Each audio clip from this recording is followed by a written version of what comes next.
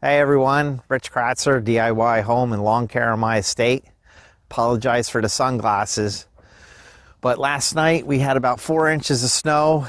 It's quite sunny out, hence the reason for the sunglasses, but it's only about 20 degrees outside. I'll show you a picture of the house. It looks quite beautiful in the snow. I actually wish I was inside sitting in front of the fireplace, but today we're going down to my parents' property. Last couple weekends I've been down there dropping some trees that partially fell over from a storm this spring, and we're going to be splitting up that firewood, bringing it up so I can use it for the rest of the year. I'm also going to give some information, some real good information if you're looking for a splitter, what to look for, what to get, maybe what to kind of stay away from within your price range. And also your needs. So let me show you the house. Looks nice in the snow.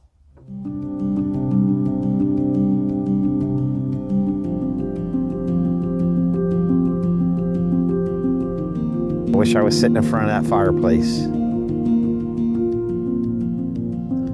So I'll show you what I'm doing down at my parents'. We're down at my parents' property. Over here, you'll see on the other video, this was a lot of trees that were down. I had stacked wood in here. I went ahead and already split it, cleaned it up. Let's go around the back and let's see how that looks. Over here, we had trees all up on the hill. I took about half of that pile already split. We're going to work on both of those. Get that done today, but let's see how it looks up on top.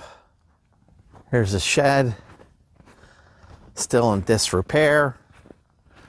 There's wood that I stacked there. Got all this cleaned up.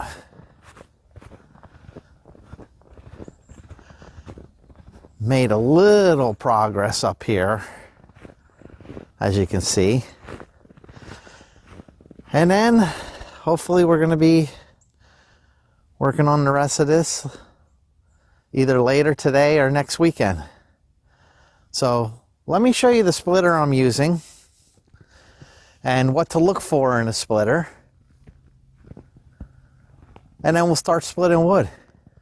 This is a splitter I use. It's a 22-ton hydraulic splitter powered by a gas motor. Some of the things you want to look for, first of all, is the motor. There's probably the 3 top motors are going to be Kawasaki, Briggs & Stratton, and Honda. Personal preference, this one just happens to come with a Briggs & Stratton. 22 ton is more than enough splitting power for the average homeowner. This is what I consider to be a homeowner grade, but there's a couple things you do want to look for. The splitter is nothing more than an I-beam with a ram, motor, and down here is your hydraulic reservoir.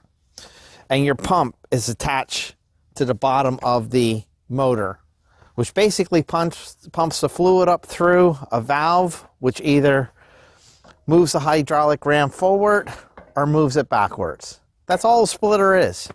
So some of the things you want to look for, A, what type of motor does it come with? B, horsepower, but C, and probably the most important, is how it's constructed. The reason I bought this one is because you notice there is no bolts holding, the ram onto the splitting wedge. There's no bolts holding the end of where it actually holds the log onto the carriage area.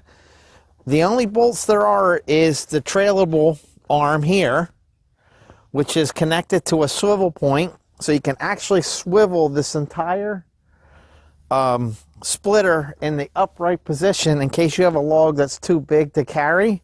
You can just roll it into the carriage and then split it in the vertical position versus the horizontal position. But the main thing you want to look for is if you're seeing where this back plate is bolted on, if the plate that actually attaches to the reservoir is bolted on, if you see that the ram, other than a quick disconnect pin, And more importantly, the wedge, if everything there is bolted on, even the stop plates, in case you get a piece of wood that's stuck on the wedge, if these are bolted onto the I-beam, that is the stuff that comes loose and wears over time. So you don't have to put a lot of money out. I'm not endorsing this brand whatsoever, but for the price, having a good quality motor on it, being 22 ton and having everything was welded, was a lot less expensive than what I saw at some of the other big box stores. So with that said, I'm going to get this set up, get a good workout in this afternoon, and start splitting some wood.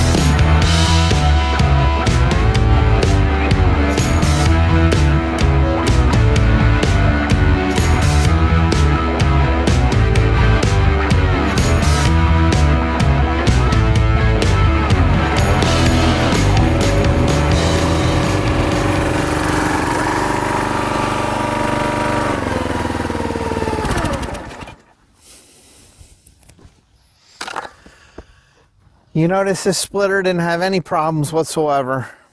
So as long as you get something that's built well, it's got a good motor, it's at least 21, 22 tons of splitting power, you should have no problem.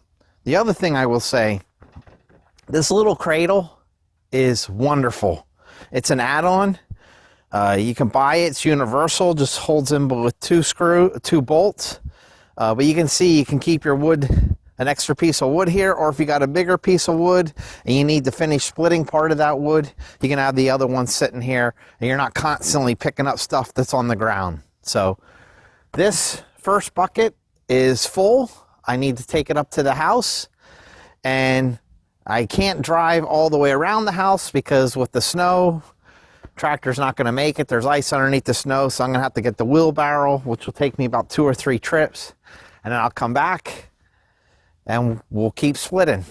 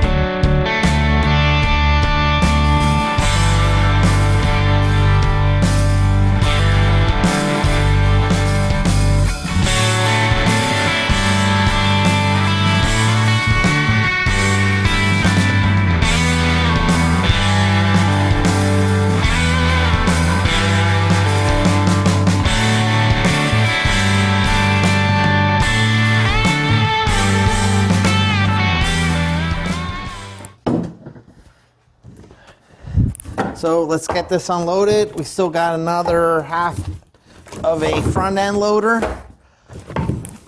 out there. And then I have to go down to mom and dad's and pick up, well, split at least 2 more front end loaders of wood. And then while this is drying in the next 2 days, I'm gonna go up with the wheelbarrow and pick up 1 wheelbarrow of wood that I have stacked and split up on top that's been undercover for over a year. So I'll use that It takes about 2 days to burn a load of wood like this, and then I can start burning this wood. It'll be any of that residual moisture from the snow will be already dried off. So let's get to work.